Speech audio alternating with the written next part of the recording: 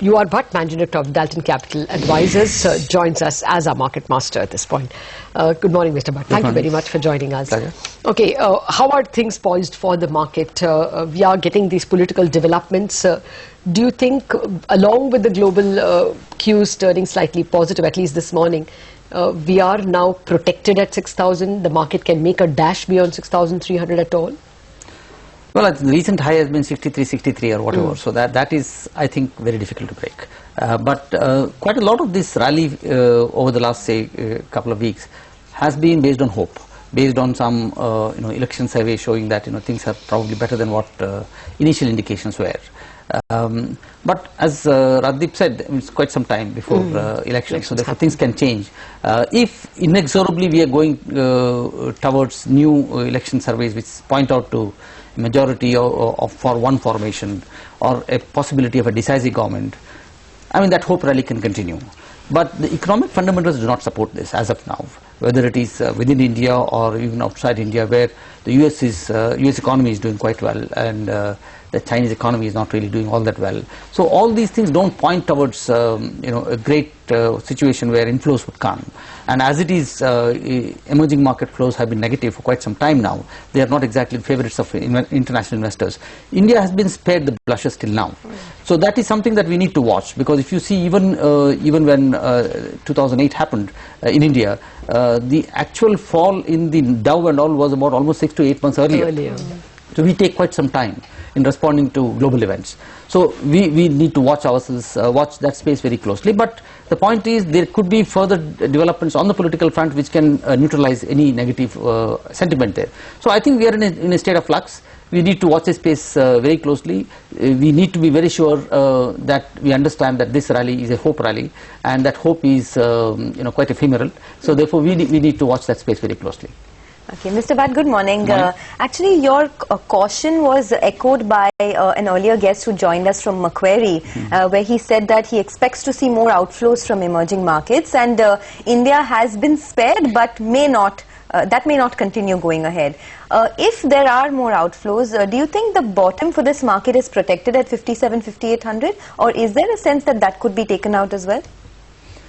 Well, clearly it's a function of how much outflows. I mean, outflows, as I said in one of my earlier conversations with you, outflows about $500 million, $1 billion per month, I think that can be managed, because I think there is enough dynamism within the market to absorb that sort of outflows.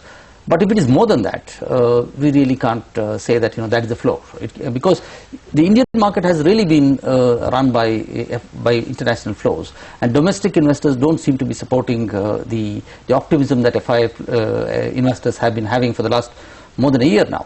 So therefore, I mean, as long as it is orderly, as long as it is small trickles, I think whatever flow you have suggested could be hold. But if it is dramatically, if it's say about $3-4 billion a month, then all bets are off. Okay. Well, Mr. Bhatt, we now invite our money control viewers also to ask you questions. So the first of them is with us. This one straight away gets to sectors, I believe. This is Rakesh, who has written from Hyderabad. He says, do you think this theme of buying defensives and being cautious on rate sensitives and cyclicals, this trade will continue until election results? Well, I think that's the only thing to do now, because we still don't have a clear sort of view as to how the election results would shape up and whether there will be a decisive government in place. If, as we run up to the election, there are indications that there is a decisive government in place, then I think these are the ones which would offer the best delta.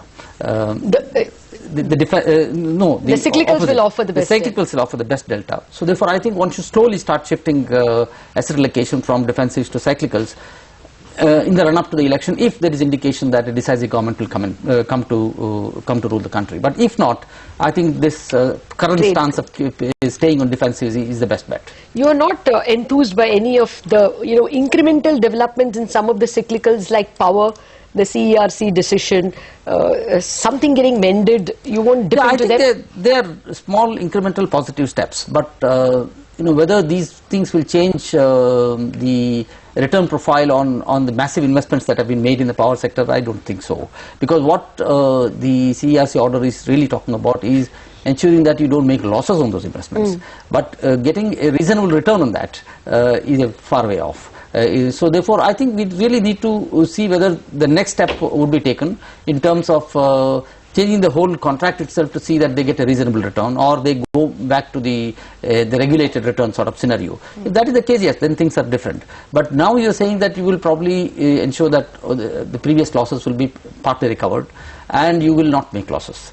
I mean, that is not the purpose for which corporates make investments. They need a return, and so that is not really there.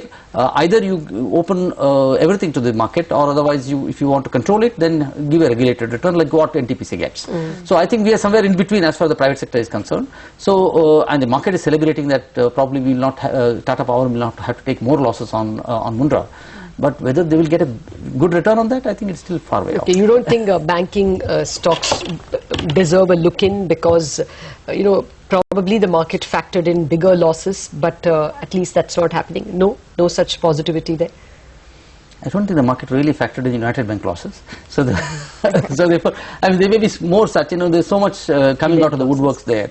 We really don't know where we are. I mean, public sector banks probably are a Still clear a no-no, no-no. because they simply don't have enough capital, and probably the ability of the government to pump in more capital is limited. So therefore, I think they will have to sacrifice growth as we go along if they have to be in business. So I think in the private sector banks there might be certain pockets of investment possible, but public sector banks, I think you have to give them a couple of quarters to see how their finances shape up. So what is the most prudent strategy right now? I mean, if I have some funds, should I deploy it now ahead of the elections, or should I wait for the election trigger to pan out and then take a constructive call on, cyclicals, etc.? Yeah, I think if you need to be invested in equities, I think defense is the way as of now. Okay. But if you don't need to be invested in equities, I think for the next 2 months you can earn some return by fixed deposits or something like that, and thereafter take a call as the potential results become clearer in the run up to the election. Till then, you don't have to be. So you do expect a lot of post-election volatility to creep in? Yeah, post-election volatility is something that traders might really profit from. But for investors, I think that is not what they should be doing. They should wait for the outcome of the elections, or the last of the surveys just before people go to the polls, and then take a call on whether they should change their focus to cyclicals or not.